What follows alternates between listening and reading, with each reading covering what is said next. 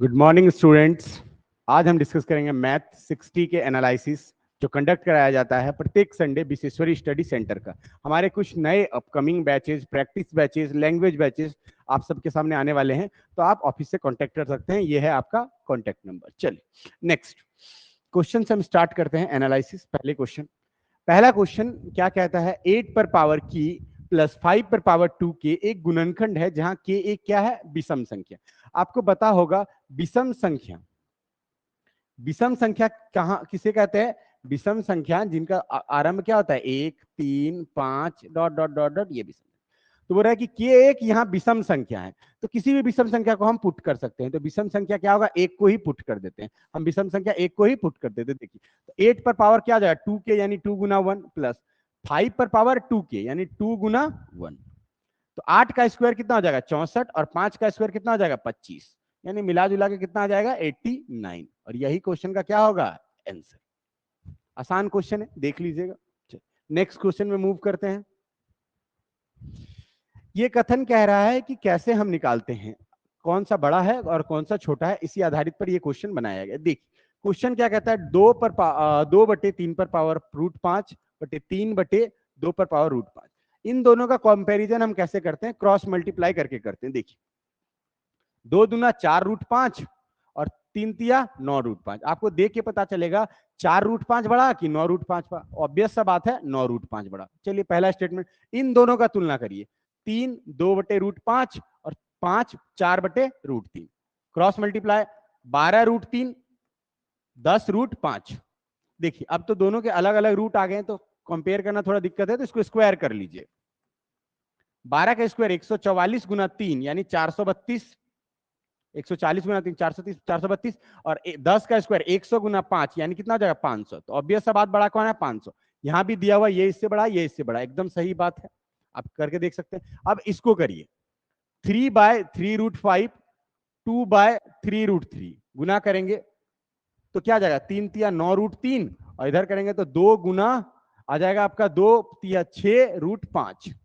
अगर स्क्वायर कर देंगे, अगर नहीं समझ में आ रहा तो 81 गुना 3 243, 36 गुना 5 180, स्क्वायर कर दीजिए। तो आपको देख के पता चल रहा होगा बड़ा कौन होगा ये, लेकिन यहाँ पे दिया कौन है, बड़ा होगा ये। तो यानी ये वाला कथन गलत है, ये वाला कथन सही है। तो आपसे पूछा गया है कि निम्नलिखित में कौन सा कथन सत्य है। तो निम्नलिखित में कौन सा सत्य है, केवल एक। कौन सा सत्य है, केवल एक। कौन सा कथन सत्य है, केवल एक। चलिए नेक्स्ट क्वेश्चन देखिए।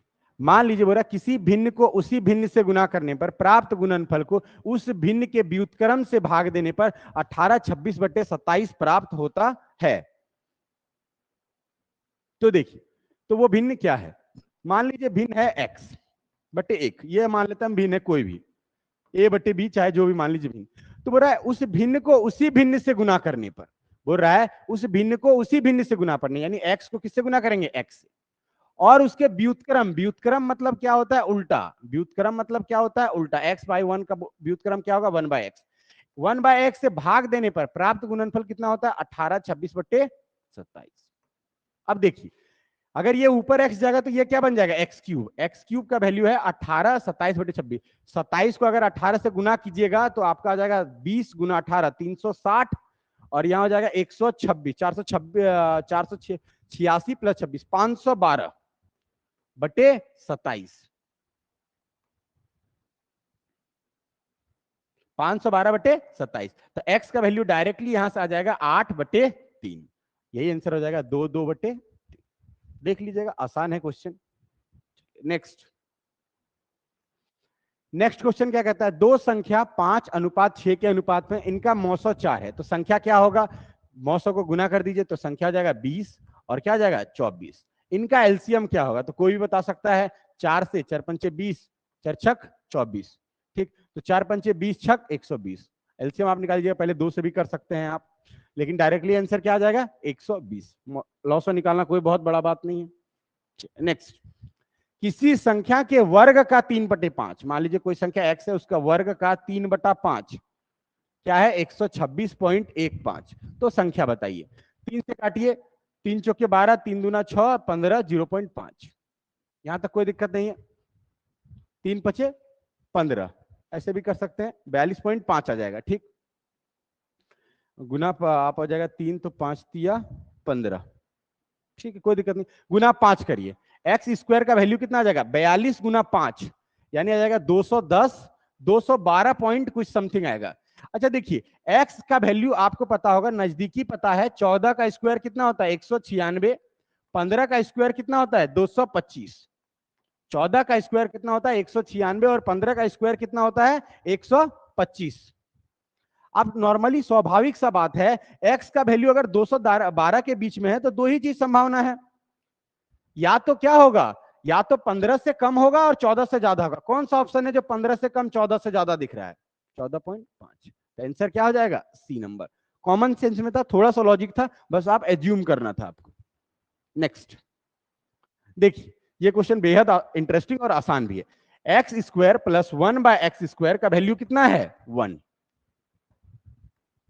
अब देखिए, स्वाभाविक सा बात है, अगर x प्लस 1 बाय एक्स का वैल्यू निकालिएगा तो क्या निकल जाएगा, माइनस, अगर मान लीजिए इसका अगर लिखेंगे x प्लस 1 बाय एक्स का स्क्वायर कर दीजिए, तो x square plus 1 by x square minus extra क्या आ जाएगा 2, माइनस क्या आ जाएगा 2 बराबर क्या आ जाएगा 1, यानी x प्लस 1 बाय एक्स का वैल्यू क्या आ जाएगा, आप स्क्वायर बराबर क्या आ जाएगा 3, तो x प्लस 1 बाय एक्स का वैल्यू क्या आ जाएगा √3। ये सब याद होना चाहिए। x प्लस 1 बाय एक्स का वैल्यू क्या हो गया √3। अगर इसका क्यूब करिएगा तो क्यूब का डायरेक्ट फॉर्मूला आपको पता होगा, डायरेक्ट फॉर्मूला अगर आप पढ़े होंगे तो डायरेक्ट फॉर्मूला कहता है कि a क्यूब माइनस 3a, के क्यूब माइनस 3k, तो यानी √3 का वैल्यू 3√3 माइनस √3 माइनस 3k यानी 3√3, यानी डायरेक्टली कह सकते हैं 0। X cube plus 1 by x cube का वैल्यू क्या आएगा 0। देखिए x cube plus 1 by x cube का वैल्यू क्या आया 0। अगर इसका सिंप्लीफिकेशन करेंगे तो एक्स पर पावर 6 प्लस 1 बराबर बटे एक्स क्यूब बराबर 0, यानी एक्स पर पावर 6 बराबर डायरेक्टली कह सकते हैं क्या आएगा -1। ये हम आपको बता दिए पूरा थ्योरम, लेकिन इसको बताने का कोई जरूरत नहीं है, आप डायरेक्टली इसको याद कर सकते हैं। एक्स प्लस 1 बाय एक्स जब √3 होगा तो एक्स पर power x cube plus x पर पावर 6 बराबर क्या होगा -1। निकालते कैसे हैं इसको देख लीजिए। अब देखिए, इसको बनाना बेहद आसान हो जाएगा। अब देखिए 6 पर पावर क्या लिख सकते हैं 17, 17 छक 102। देखिए यहां अगर नेगेटिव आएगा तो यहां आंसर क्या आएगा, अगर x पर पावर 6 पर पावर 17, x पर पावर 6 का वैल्यू -1, -1 पर पावर 17, अगर ऑड आएगा तो -1। अब देखिए 96 मतलब क्या आएगा 6 पर पावर 16, और जैसे ही -1 पर कोई पॉजिटिव पावर होता है तो क्या आ जाता है 1, तो ये कैंसिल। अब देखिए ये ऑड है ये इवन है, ये भी कैंसिल, ये ऑड है ये इवन है, ये भी कैंसिल, तो बच क्या जाएगा आंसर 5। आंसर क्या हो जाएगा 5। देख लीजिएगा, थोड़ा अच्छा सा क्वेश्चन है, लॉजिकल है, क्वेश्चन कुछ नहीं है बस लॉजिकल है। नेक्स्ट देखिए, 8 नाविक वाले एक नाव में उनके नाविकों का औसत भार 1.5 किलो बढ़ जाता है, 1.5 किलो बढ़ जाता है। जब 60 किलो वाले नाविक के स्थान पर एक नाविक, 8 आदमी है 1.5 किलो बढ़ गया, यानी 1.5 किलो मतलब क्या हो गया 3/2, 1 2 का मतलब 3, यानी कितना बढ़ गया 12 किलो बढ़ जाता है। जब एक 60 किलो वाले एक नाविक के स्थान पर कितना आएगा, यानी पहले 60 था अब 12 किलो अधिक आएगा, तो आंसर कितना हो जाएगा 72। नेक्स्ट, पूरा ए का एक्स परसेंट उतना ही है जितना बी का वाई परसेंट तो बी का जेड परसेंट, ए का एक्स परसेंट यानी ए का एक्स बटा 100 बराबर कितना है उतना ही है जितना बी का वाई बटा 100। ये खत्म, यानी कह सकते हैं ए एक्स बटे वाई बराबर क्या है बी।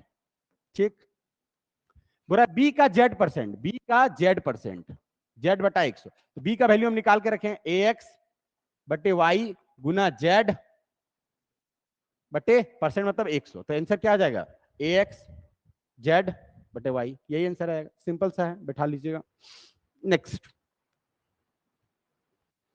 एक व्यक्ति अपने मासिक का 1% अपने 2 पुत्रों पर खर्च के रूप में देता है। मान लीजिए मासिक वेतन सपोज 1% है, मासिक वेतन आप कुछ भी मान लेते हैं, चलिए हम मान लेते हैं 1000 रुपया किसी का मासिक वेतन है, 1% अपने पुत्र को देता है, तो 1000 का 1% कितना होगा 10, 2 जीरो खत्म हो जाएगा, 1000 का 1% कितना हो जाएगा 10, 10 रुपया अपने बड़े पुत्र को देता है। ठीक, 1% अपने दोनों पुत्र को जेब खर्च में देता है, दोनों पुत्र में दिया जाने वाला जेब खर्च का 80% बड़े पुत्र को मिलता है, यानी 10 का 80% मतलब 8 रुपया किसको मिलता है बड़ा पुत्र को।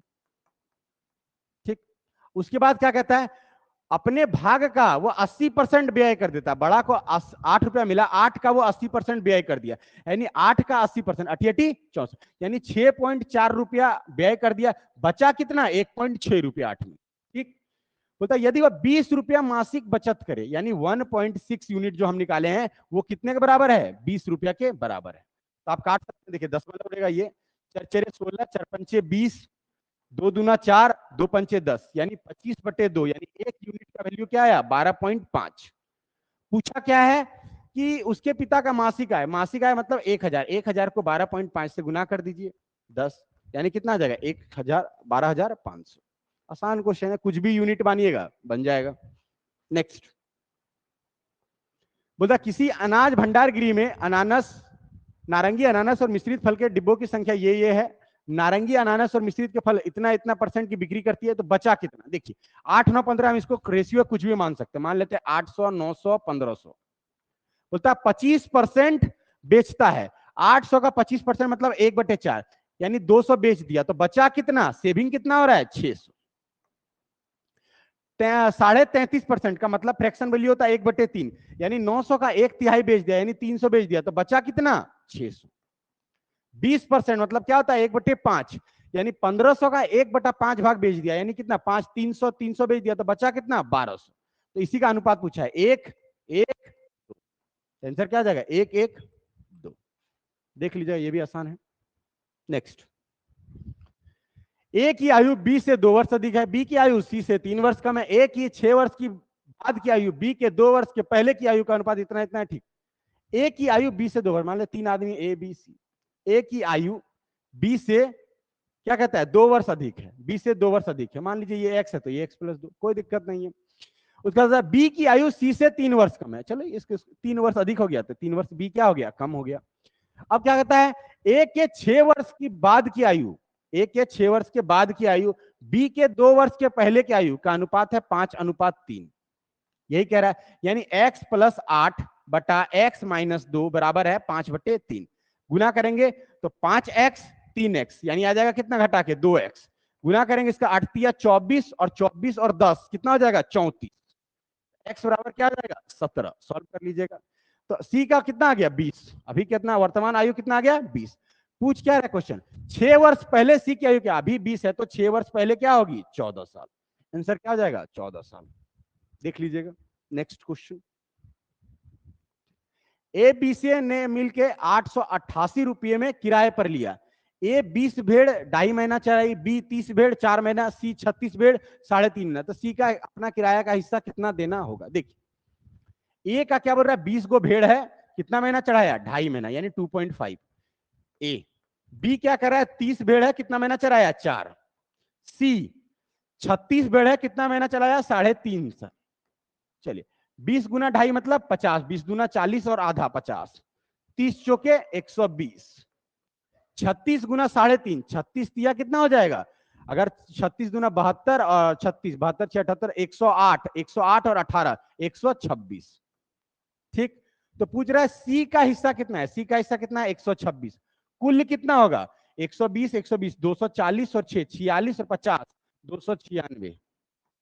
ठीक, गुना कितना रुपया दे रहा है? 888 रुपया में इसका हिस्सा निकालना है। ठीक, अगर आप इसको काटिएगा तो अगर आप काटिएगा 6 से, तो 6 दूना 12 21, 6 चौके 24, 8 से काटिए, 8 एकम 8, हाथ में रहा 4, 6 दूना 12, हाथ में रहा 1, 6 कट गया, 6 चौके 24, हाथ में रहा 5, 120, 120, 240 और 246 और 50 296। ठीक है, 8 से इसी को काट लेते नॉर्मली, 1 1 1। ठीक, 8 तिया हो गया 24, 37। ठीक, 37 तिया 111, 126 गुना 3 378। आंसर क्या आ जाएगा? 378। नेक्स्ट, ए और बी एक काम को 4500 रुपया करने में ठेका ले लेते हैं। ए अकेले 8 दिन में, बी अकेले 12 दिन में कर सकते हैं। टोटल काम मान लेते हैं 24, तो इसका एफिशिएंसी 3, इसका एफिशिएंसी 2। ठीक, तो बोलता है सी की सहायता से वो 4 दिन में कंप्लीट कर देते हैं। ठीक, 3 2 5। ठीक, यानी हमको क्या करना है? 4 दिन में कंप्लीट करनी है। 6 एफिशिएंसी चाहिए, 3 2 5 1 6, तब ना 6 चौके 24, 4 दिन में करना। यानी ए सी का एफिशिएंसी क्या आ जाएगा? 1। ठीक, पूरा सी का कुल हिस्सा ज्ञात करें, यानी 1 बटे टोटल कितना है 6 गुना कितना पूछ रहा है, कितना रुपया में पूछ रहा है 4500, तो आ जाएगा 6 सत्ते 42 3 750। आसान क्वेश्चन है, देख लीजिएगा इसको। नेक्स्ट, सुबह के कोहरे में चलती हुई एक कार उसी दिशा में 4 किलोमीटर प्रति घंटे से चलते हुए आदमी को पार करती। आदमी 3 मिनट तक कार को देख सकता है। कोहरा के कारण 130 मीटर तक की दूरी देखा जा सकता है। कार की चाल क्या है? आसान है बेहद क्वेश्चन। अब देखिए, कार चल रहा है कोहरा में, पैदल चलते एक आदमी को पार करती है, चलते हुए एक आदमी को पार करती है, ठीक, यानी एक आदमी इसी दिशा में चल रहा है तभी इसको पार करेगा, उल्टा तो आ नहीं रहा है, ठीक। A car moving in the fog passes a man walking in the same direction. Same direction है तो माइनस हो जाएगा, यानी मान लीजिए कार का चाल था x और आदमी का चाल कितना हो गया -4, ठीक। कितना मिनट तक आदमी देखा? 3 मिनट तक, 3/60, यानी ये कह सकते हैं स्पीड, ये कह सकते हैं टाइम, किसके बराबर होगा? आपको पता होगा चाल और समय किसके बराबर होगा? दूरी, ठीक। दूरी बराबर क्या होता है? चाल गुना समय। तो यहाँ पे दूरी कितना मीटर तक देख पा रहा है? 130, यही दिया हुआ बटे मीटर है तो इसको किलोमीटर में चेंज कर दीजिए, 1000, ठीक। इसको सॉल्व करिए, फटाक से सॉल्व हो जाएगा। अगर आप इसको करिएगा तो आ जाएगा 1 0 1 0 यहाँ कैंसिल, 1 0 1 0 यहाँ कैंसिल, तो आपका आ जाएगा x - 4 यानी 3x - 12 बराबर हो जाएगा 13 छक 78/10 यानी 7.8। अब अगर 12 जोड़ दीजिएगा तो 19.8, 3x बराबर 19.8, x बराबर 6.6। देख लीजिएगा, आसान है।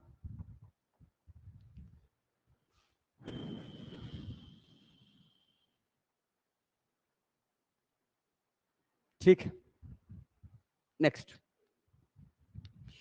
3 पाइप XYZ एक टंकी को भिन्न भिन्न रसायन भर सकते हैं। A 20 मिनट में, B 25 मिनट में, C 40 मिनट में भर सकता है। एलसीएम कोई भी ले लीजिए, तो आप मान लीजिए आप एलसीएम ले सकते हैं, क्या एलसीएम? 200 ले लीजिए, 10 25 चौके 100, 8 बार में 200, 40 पंचे 200, ठीक। यदि सभी पाइप के टंकी को 10 मिनट के लिए खुला छोड़ दिया जाए, ठीक, तो मान लीजिए 10 मिनट अगर छोड़ दिया जाए तो ये भी 10 मिनट, ये भी 10 मिनट और ये भी 10 मिनट, कितना पड़ेगा? 180 और 50, यानी टोटल भरेगा 230। उसमें पूछ रहा है कि बी का अनुपात क्या होगा? बी कितना भरेगा? 80, तो 80/230, यानी रेशियो क्या आ जाएगा? 8/23। देख लीजिए इस क्वेश्चन। चलिए नेक्स्ट, मान लीजिए x का क्षेत्रफल p है, मान लीजिए एक वर्ग है, इसका x का क्षेत्रफल क्या है? p, कोई दिक्कत नहीं। इसके विकर्ण पर, यानी इसके विकर्ण पर एक वर्ग बनाया जाता है जिसका क्षेत्रफल क्या होगा? q। अब मान लीजिए इसका कुछ भी है, अगर मान लीजिए 1 यूनिट है तो ये कितना हो जाएगा? √2 यूनिट। आपको पता है वर्ग का विकर्ण क्या होता है? √2 गुना भुजा। इसका क्षेत्रफल क्या आ जाएगा? इसका क्षेत्रफल आ जाएगा 1 यूनिट यानी p। इसका क्षेत्रफल क्या आ जाएगा? √2, यानी अगर ये p है तो ये क्या आ जाएगा? √2p, यानी √2p का स्क्वायर करिएगा तो क्या आ जाएगा? 2p, 2p इसका p, यानी रेशियो क्या आ जाएगा? 1/2, 1/2। देख लीजिएगा, √2 का स्क्वायर 2, इसका स्क्वायर 1, दोनों का अनुपात 1/2। आसान है क्वेश्चन। एक वृत्ताकार मैदान के चारों एक वृत्ताकार सड़क है, ठीक, एक वृत्ताकार मैदान के चारों ओर वृत्ताकार सड़क है, ठीक। इसके बाहरी और आंतरिक परिधि का अंतर है 66। बहुत आसान, 2 पाई बड़ी R1 माइनस छोटी R1 का कितना दिया हुआ है? 66। तो पूछा है सड़क की चौड़ाई, सड़क की चौड़ाई वही होगी ना, एक बड़ा रेडियस, यहां से खींचेंगे बड़ा रेडियस माइनस छोटा रेडियस, R - R निकालना है, आसान है। पाई का वैल्यू 22/7 बैठा दिए, 22 दूना 44, 11 चौके 44, 11 छक 66, 2 दूना 4, 2 तिया 6, R1 - R2 छोटा वाला दोनों का रेडियस क्या हो जाएगा? 21/2, यानी कितना 10.5। बेहद आसान क्वेश्चन। नेक्स्ट, एक ठोस में एक वृत्तीय बेलन के ऊपर सही से फिट होने वाला लंबा वृत्तीय शंकु रखा गया है। एक ठोस बेलन में एक बढ़िया से फिट होने वाला एक शंकु रखा गया, यानी यही, ठीक। क्या कहता है? शंकु की ऊंचाई, यानी इसकी ऊंचाई कितनी है? h, तो बड़ा वाला का ऊंचाई क्या हो जाएगा? h, ठीक। हो गया, कहानी खत्म, और कुछ नहीं है। चलिए ठीक, बोल रहा है यदि ठोस का कुल आयतन शंकु के आयतन से 3 गुना है, यानी ठोस का कुल आयतन, पहले कुल आयतन निकालिए। कुल आयतन मतलब शंकु का आयतन क्या होगा? 1/3 पाई आर स्क्वायर एच प्लस इसका स्क्वायर क्या होगा आयतन पाई आर स्क्वायर एच। कितना? शंकु के आयतन का 3 गुना है। तो शंकु के आयतन यानी शंकु 1/3 पाई आर स्क्वायर एच का कितना है 3 गुना है। ठीक, देखिए पाई आर अगर कॉमन ले लेते हैं pi r square h pi r square h pi r square h, ये वाला तो आर अलग हो जाएगा, पाई आर स्क्वायर एच और पाई आर स्क्वायर एच। ठीक, एक ही रेडियस है। तो यहां आ जाएगा कितना 1/3 एच प्लस ये इसका बड़ा वाला एच मान लीजिए एच बराबर हो जाएगा यहाँ पाई आर स्क्वायर एच, तो यहाँ बच जाएगा 3 3 कट जाएगा सिर्फ एच। तो एच का बराबर क्या हो जाएगा 3h में एक एच गया, एच बराबर हो जाएगा 2h 2h/3। एच बराबर क्या हो जाएगा 2h/3। देख लीजिएगा आसान है। नेक्स्ट, ये तो बेहद आसान है। कॉट 5 कॉट 85, जब कॉट a प्लस बी बराबर क्या होता है 90, तो उसका वैल्यू क्या आ जाता है 1।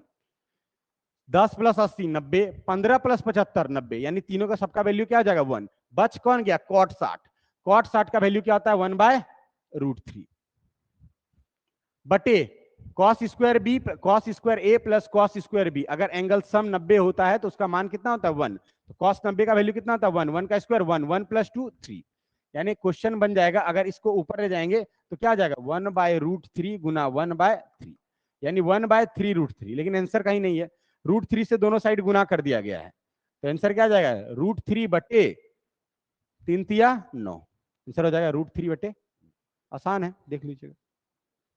नेक्स्ट, दिए गए चित्र में 6 सेंटीमीटर त्रिज्या वाले वृत्त की एक स्पर्श रेखा पीटी है। ठीक, स्पर्श रेखा कौन है पीटी, ये वृत्त की स्पर्श रेखा है पीटी। ठीक, पी का केंद्र ओ से दूरी 10 है। चलिए केंद्र है ये हो गया, केंद्र से दूरी ओ है।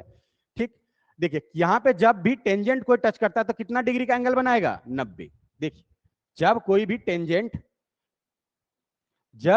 टेंजेंट टच करता है तो यहां पे क्या बनाएगा 90। तो आपको पता होगा राइट एंगल ट्रायंगल 10 6, तो आपको पता होगा 6 8 10,